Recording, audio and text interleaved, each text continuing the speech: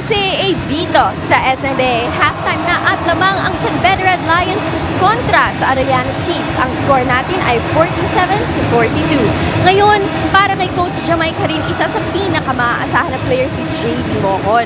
Kung matatandaan nyo last year, isa pa nga siya sa mga players of the game noong final series natin last year. At sabi rin ng kanilang team captain na si Dan Sara, si JV din ang isa sa mga most improved players nila ngayong season 92. Kilalanin natin siya sa video na ito.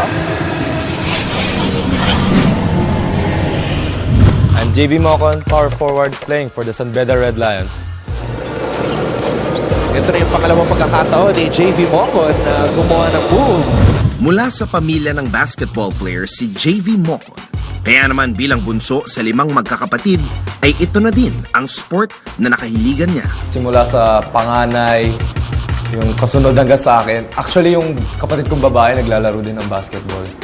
Talagang inclined kami. Tapos, ayun, luckily ako talaga yung sinuwerte sa height, tapos sa opportunity. Kaya naman, nang nakitaan siya ng potential ng tatay niya sa basketball, ay hindi ito nagdalawang isip na suportahan ng anak. Sinamahan nito si JV na mag-tryout sa iba't ibang schools. Noong summer, sabi ko kay Papa, ako nag-initiate. Sabi ko, Pa, tryouts tayo sa ibang school. Sa San Beda, FEU, Lasal, yun, nag-tryouts kami, Ateneo.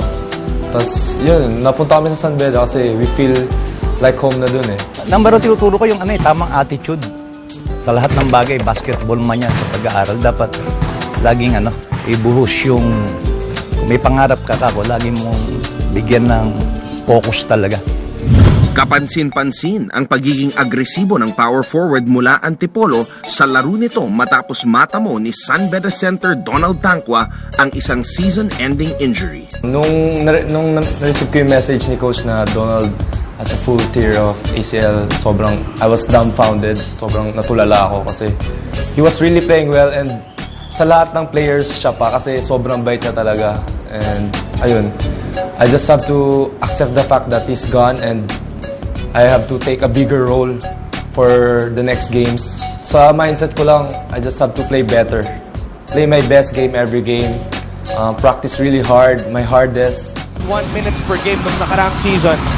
As we see this slam by JV Mocon, 2 hands. Sa napipintong NCAA Final Four, ay hinahanda ni Mocon ang kanyang sarili para matulungan ang San Beda Red Lions na muling ibalik ang korona sa Mendiola. Sa lahat ng sumusupport sa amin, thank you sa tulong nyo. We appreciate that. And sa lahat ng doubters, mas lalong thank you kasi you motivate us to win and to play better. Para sa atin tong season na to, para sa inyo, we'll get back the crown. It's the same goal. Since nung natalo kami, redemption. It's not about beating Letran na redemption na. Yung redemption namin is getting back the crown to Mendiola.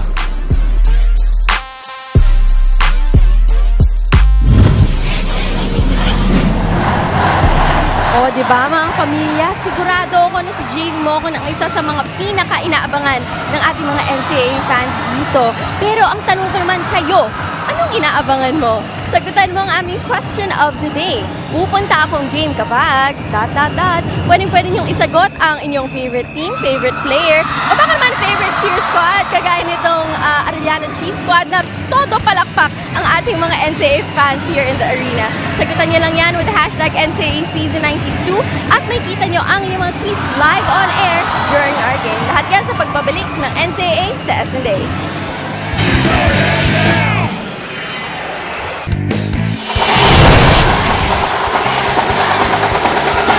Inyo pong napapanood ang NCAA Season 92 sa kulay, isang laban handog sa inyo ng ABS-CBN Sports dito lang sa SNA kung saan patuloy kaming sumasaludo sa pusong palaban ng lahing Pilipino. At half ang ating talaan, 47 para sa host school San Beda College, 42 naman para sa Arellano University. Maraming salamat muli sa inyong panonood. Ako po ang inyong lingkod, Anton Rojas, joined once again by Coach Mix Bustos. It was an eventful first half sa pagitan ng top 2 teams ng ating liga. But San Beda coming up with the run at the end of the first half, kaya naman sila ay lamang by 5. Well, it's been really a fast-paced game all throughout. Ever since the start of the first quarter, kasi nga, fast break points, mas lamang dito ang Arellano with 11-7. But all throughout, sumasabay ang San Beda sa running game ng Arellano. Kaya lamang sila ngayon at 5 points, 47-42. Now we take a look at the numbers right here. Fast break points, as you mentioned, Arellano University tumatakbo 11 points. San Beda 7, two of the fastest teams dito sa ating liga. Alam mo, Anton, regardless of these stats that we see on our screens, pero talagang evenly matched. Arellano is mas lamang sila dito in terms of offensive rebounds and second chance points, already with 11 second chance points para dito sa Arellano. Ang San Beda naman lamang sa perimeter points with 25 big perimeter points dito kontra sa 11 lamang ng Arellano. The biggest lead of the game para dito sa San Beda and Arellano is at 5 apiece. Pero I think, Anton, just like in the first round, the difference maker para dito sa San Beda is their 3-point shooting. San Beda already made 5 threes kumpara mo lamang sa 3 nitong Arellano Chiefs. Ngayon naman silipin natin ang leading scorers. We have Devon Potts na muhuna para sa kanyang kupunan along with AC Soberano. They both have 9 points each. Adamos na hindi nga naglaro sa unang pagkaharap ng dalawang kupunan na ito ay merong 8 puntos. Gumaru with 8. Para sa Arellano, Mecca and Flores have 7. Hindi pa natin nakikita ang pangalan ni Giovanni Halalon sa listahan na yon, but he's on the floor right now and expect the bus driver to operate dito sa second half. Well, the biggest X factor para dito in the first half, at least para dito kay Coach Jamaic, is itong si Ben Adamos already with 8 points, only averaging 4 points a game. Pero right now paying off dividends para dito kay Coach Jamaic rin. And we also have to take into consideration na ito yung pinaka-importanting laro sa career ni Benedict Adamos dito sa NCAA, and playing with a very important role. Nag-start siya bilang center ng bakbakan na to, and he bothered Brian Mecca on that shot. Gon Flores also was bothered by the presence of Ben Adamos. Well, nag-alangan doon parehas si Brian Mecca and Lervin Flores on that gimme buckets. Pero ito mukhang natamaan din inadvertently si Dan Sara of that loose ball sequence. It's been a tough season for Dan Sara, who has been plagued by numerous injuries, Mix. It's gotta be frustrating for the captain of the Red Lions. Nakahawak siya sa kanyang tagiliran. Gumaru, meanwhile, knocking down a three-pointer. Daylight para dito kay Donald Gumaru. Hindi nakahabol ang kanyang depensa and settled in, had all day to shoot. And ang kanyang pangatlong 3 puntos dito sa ating laro. As Devon Potts going strong to the hole. Sabi niya, no, no, no. Kaya ko ring bumawi dito para sa aking kupunan. Devon Potts, I asked him before the season started, what is your role as one of the new Red Lions? And he only gave me one word: energy. He does play with a lot of energy, a lot of swag, and he puts up the numbers para sa kanyang kupunan. So these are the things that we cannot see on the stat sheet. Siyempre, talagang malaking bagay if you have an energy player on the court. Lalo na, he's the #1 leading scorer for your team.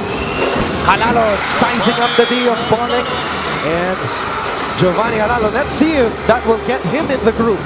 Minsan na may mga ganung player no? Pag nasaktan, doon pa sila mas bumabawi, doon pa sila mas gumagaling.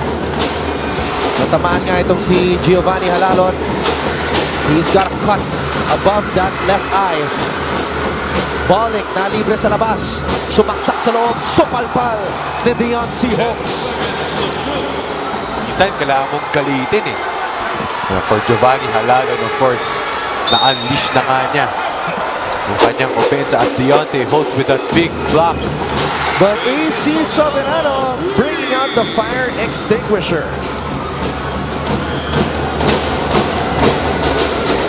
And Halalon wants another isolation play, the signature move. Driving to the left, spinning to his right. He was fouled by Robert Bolick.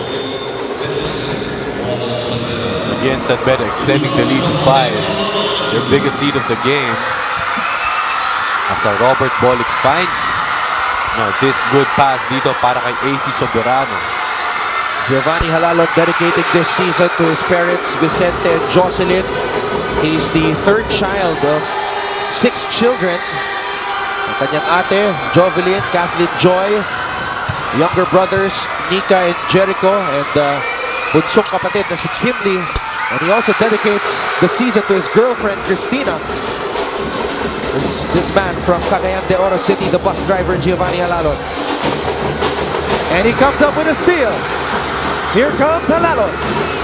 Halalon stops, pops, doesn't drop. Grabs his own miss, fakes, and is denied by Mocon. Well, as I said earlier, Antonio, it's okay for Giovanni Halalon to take these types of shots. Hindi mo siya pwedeng pigilan just because he's having a bad percentage. Hindi mo sabihin na mag-hold back siya. The more pa nga nakala mo siyang i-utilize, the more nakala mo siyang gamitin on offense. Samantala, Gong Flores with a steady jumper from the elbow. Isa na lang ang kalamangan ng Red Lions. Potts against Halalon. The matchup between the top two scorers. Devon Potts over Giovanni Halalon.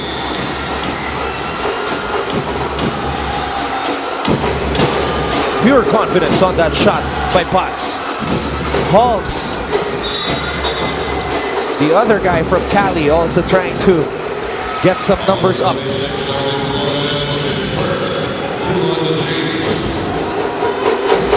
Well, Anton, Arellano needs to close out better on San Beda shooters. They're running a lot of screens, they're running a lot of movement. You know, for those hard switches, they have to put that extra effort to close out the offense of San Beda. JV Mocon jacks up a three. Capos, Flores with a board. Here comes Halalon. Halalon, umikot. Binigay dito kay Donald Gumaru. Steps back. Donald Gumaru. Bitin. Tracks down the loose ball. The referees say it's a live ball. Tuloy ang ating bakbakan. Gumaru, binigay kay Giovanni. Shoots for three. Wala pa rin. Balling to AC for three. AC Soberano. True enough, AC Soberano making, you know, matters worse para dito sa Arellano. Enjoying their biggest lead of the game at 7 points. Gumaru, umikot. Binigay dito kay Gong Flores. Drop pass. Mecca blows the layup. Balling. Lumulusot sa traffic. Binigay kay Potts for three. Too strong. Mocon with the offensive board. Momentum dito para sa San Beda. 9-point lead. So for Arellano, they have to settle down on their offense, not settle for outside shots. Katulad ng ginagawa nila kanina, they have to run the floor better, get the boards better, you know, to have create some diversity on Arellano's offense. JV Mocon, the big man on campus, will shoot the bonus free throw sa aming pagbabalik.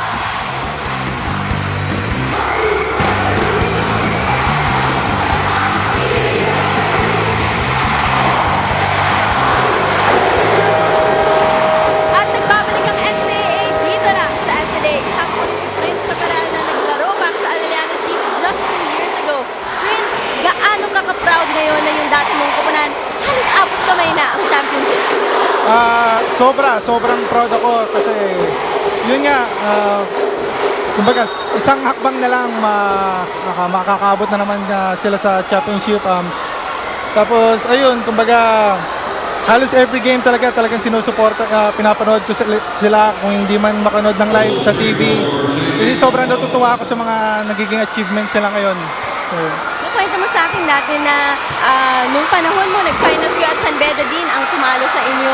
Anong nakikita mong iba sa laro ng Arellano ngayon kumpara sa dati?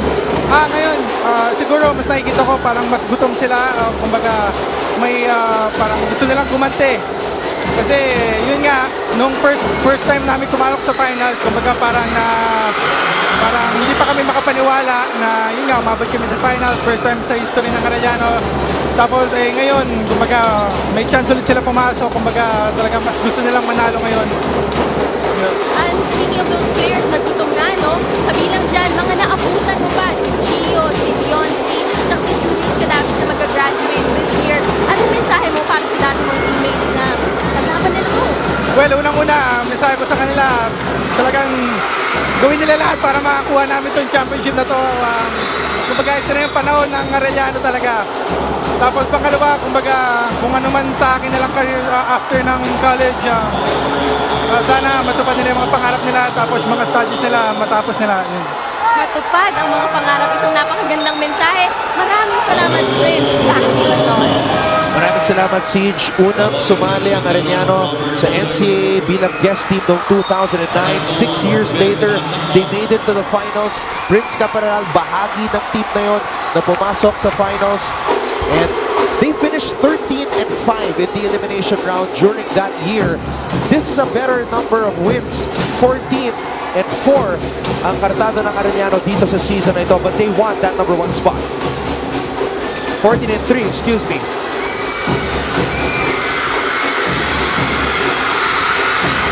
Raj Tonko. Bounce pass to Mokon, who scores on the break. Giovanni Halalon. Bounce pass. Nothing there para kay Salado. Nunu Noah with a rebound. Nunu Noah binigay kay Mokon. JV Mokon. And San Beda breaking the game wide open here in the third. Just like that, Anton, it's already a 12-point lead para dito sa San Beda Red Lions. Halalon puts it up. And it's been a tough afternoon for Giovanni Halalon. And also, Anton, the breaks of the game coming in para dito sa San Beda. The woes of Arellano, talagang patuloy-tuloy ang opensa dito ng San Beda Red Lions. That was a highlight pass by Raj Tonko. And San Beda, you know, Anton, giving them a dose of their own medicine, really running the break, not wasting any time. Hindi na nga sila nagsiset play. Once they get the chance to run the break, automatic 3-on-2, 3-on-1 para dito sa San Beda. Yun ang paniniwala ni Coach Jamaica rin, ang kanyang kubunan ng pinakamabilis sa NCAA. A 13-2 run for the Red Lions.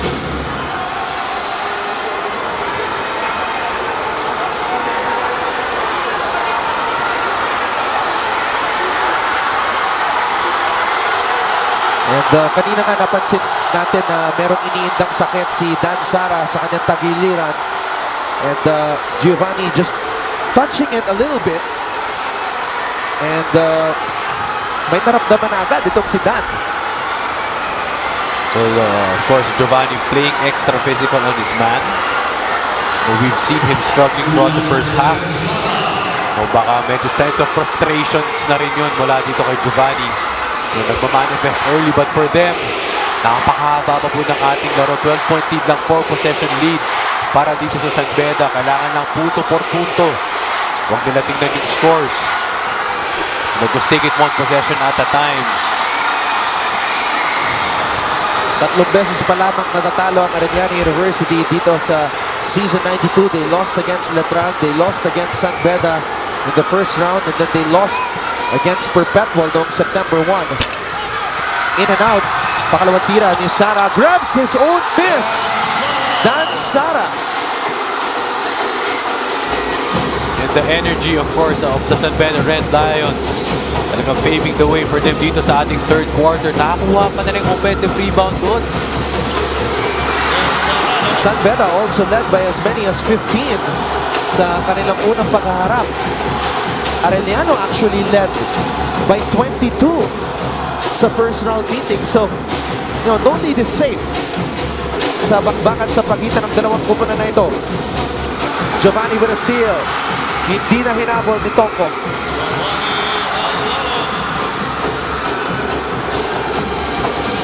Bruno Noah. Who's gonna chase this guy? Bruno Noah.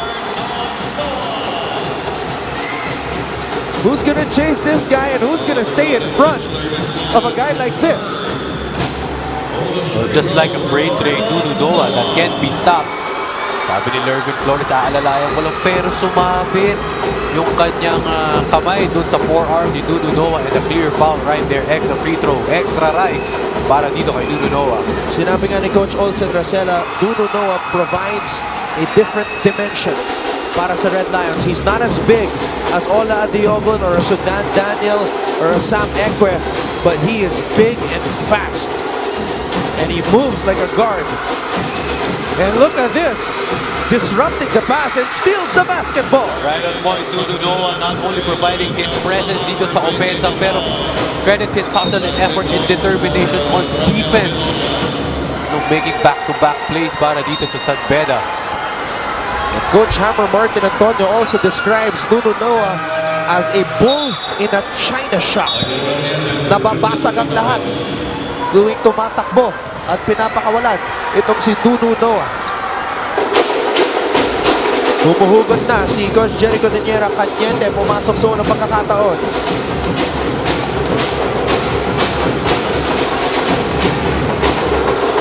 Presbitero, dinidepensa ni Halls, linabas kay Sara for 3. In and out, Flores with the board. Salado, binigay kay Halalo, that's a foul on Mokon.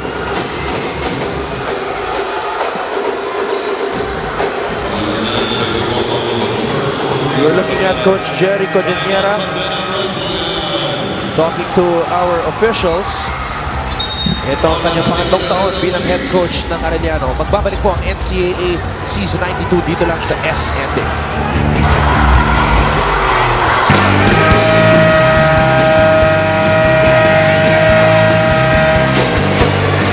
Inyo pong napapanood ang NCAA Season 92.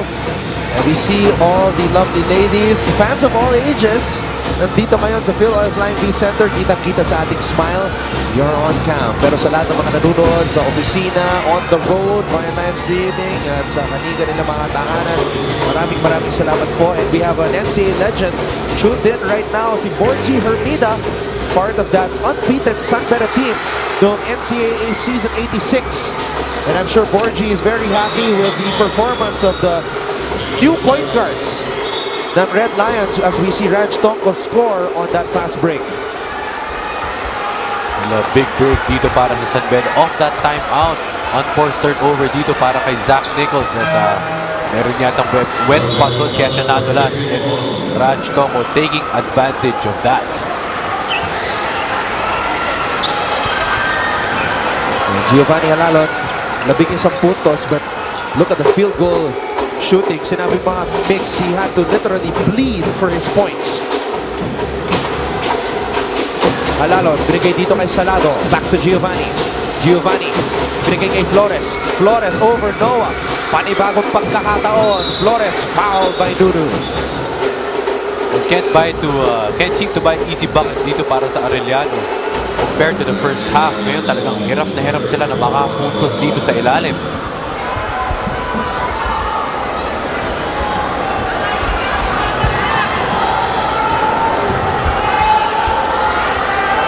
Gong Flores.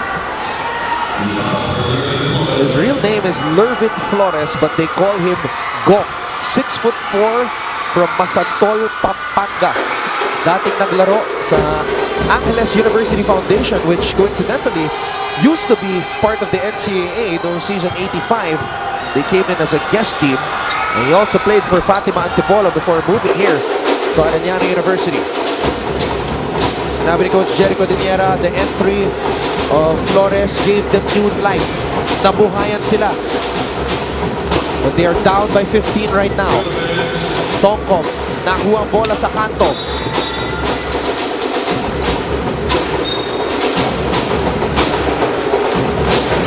Well, you know, Anton, Arellano is not really closing out as hard sa mga jump shots dito ng San Beda, and it's also extra physical as much this game is really a running game, fast-paced game. Itong third quarter pinakita sa atin na talagang ang babanggaan sila sa loob at medyo nagkakaroon ng mga konting injuries dito, pero sana hindi magtuloy-tuloy or just the right amount of physicality. Salado still hasn't done much in this game. 6 points. Second leading scorer para sa kanyang koponan. Nuno Noah throws it out the ball and binigay kay Tonko. Look at the ball movement of the Red Lions. Oftana with a spin. Throws it back out, and Coach Jamaic tells Jomari Presbitero to set things up. They want to go down low. Oftana with a size advantage kontra kay Gumaru. Calvin Oftana muscles his way for that basket. And what offense the San Beda Red Lions can provide, even though, you know, Tampo is not already here. Sa kanyang presence down low, Benadamos is on the bench, but Calvin Oftana providing the numbers, that energy. No, nahahawa yata to kay Nuno Noah. Hirit ni Patricia Marana dethroned last year, but don't you ever underestimate the heart of a champion. A famous quote by Coach Rudy Tomjanovich ng Houston Rockets during the 90s. William Baltazar, the father of Wilson Baltazar, kahit walang laro ang kanyang anak, supporting Arellano University all the way from Kuwait. LPU did play earlier today though and lost to CSB, who picked up their first ever win dito sa season 92 sa huling araw pa ng elimination round mix. And how sweet it is for St. Benilde, to capture their first win. They've been struggling all year long. Their record doesn't really speak for their performance. They've been really giving it their hearts out. But buti, nakasungit ng isang panalo dito ang St. Benilde sa season 92. Balling, inatrasan si Gumaru. Balling, too strong on that fadeaway. Here comes Salado. Salado, umarangkada. Salado, lumusot sa traffic. Binangga si Oftana. Kapos ang tira. The defense of the San Beda Red Lights, parang brick wall to eh. Talagang hollow blocks ang kanilang depensa, not letting the offense of Arellano penetrate down low. Oftana, binigay dito kay Presbitero. Trying to get it down low to Baguio. Gumaru, behind the back dribble. Binigay dito kay Kentoy Salado. Kicks it out. Nichols for three. Wala. And these are the shots that Arellano needs to make to get back in this game. Presbitero from the corner. Too strong. Cañete, binigay kay Gumaru. No need to rush if you're Arellano. Patay na ang shot clock. And you could settle for the last shot of this quarter. Salado. Gumaru, binigay dito kay Nichols. Too strong. Panibagong pagkakataon. And Cañete is able to contribute. Well, little things like that will get you in the momentum. Hindi mo kailangan mag-hit 3-point shots. For Zach Nichols, you don't need to force your shots outside. And dito nabubuhay ang Arellano sa second chance points. Michael Cañete, a 6'3" power forward from Davao City, a transferee from St. John Paul College of Davao. He says he can play 3 years dito sa NCAA. And he just made a very important basket para sa kanyang kubunan. And for Arellano, Anton, this is not the time. This is not the time to wave the white flag. Oo. Syempre, even though they're down by 13, San Beda led as much as 16. Mahaba pa ang fourth quarter dito. Kailangan talaga every basket counts. At nagpakita na po ang hashtag natin, NCAA Season 92, sa ating trending topics on Twitter. We are in the number 5 spot right now as Balling launches one from half court.